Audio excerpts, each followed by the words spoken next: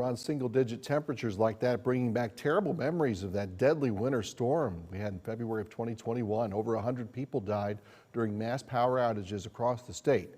Different conditions now, but KAMC's Claudia Puente spoke with LP&L officials today about the improvements and preparations for the latest big freeze. Brian, much of the city has been switched over to the ERCOT grid since that storm. Lubbock Power and Light is focusing on keeping up with the demand when everyone starts turning up the heat. Since the deadly storm, ERCOT has made changes to the grid to prevent another round of rolling blackouts.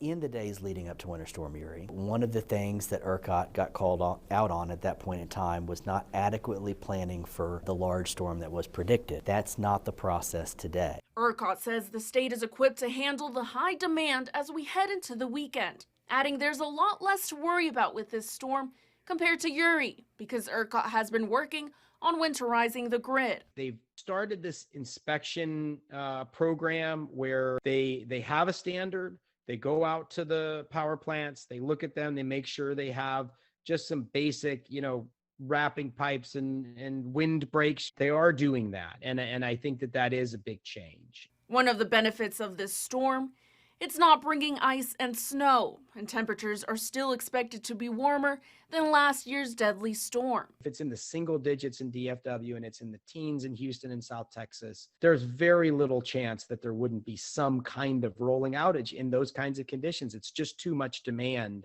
for the amount of power that we have. From what I've looked at so far, yesterday and today, it's looking like 8 to 10 degrees warmer. Though there could be situations outside of the grid's control, as wind gusts are expected to be more than 30 miles an hour. All of our forces are going to be out there in the field. If we have any sort of winter weather that comes through that knocks a tree line into a power line, or if a car slides off the road and hits a pole, we want to make sure that we minimize the impact of that, get folks turned on as quickly as possible. While it is hard to determine when something like that could happen, Lubbock Power and Light is ready for the increase in demand as everyone turns their heaters up. By using a new group of generators able to power up quickly during rapid changing weather, along with more fuel for generators in case natural gas providers run short. But what they're also going to see is that all of the resources that we have here in Lubbock are going to be staged and ready should we have a very, very cold snap. All of our forces are going to be out there in the field. Right now, they say you can start voluntary changes to save some energy ahead of the cold.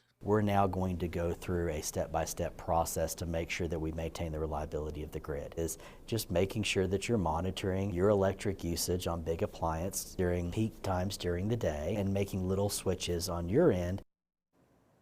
And according to ERCOT, demand won't hit the grid until 9 or 10 in the morning, which is much different than Uri when demand peaked in the middle of the night.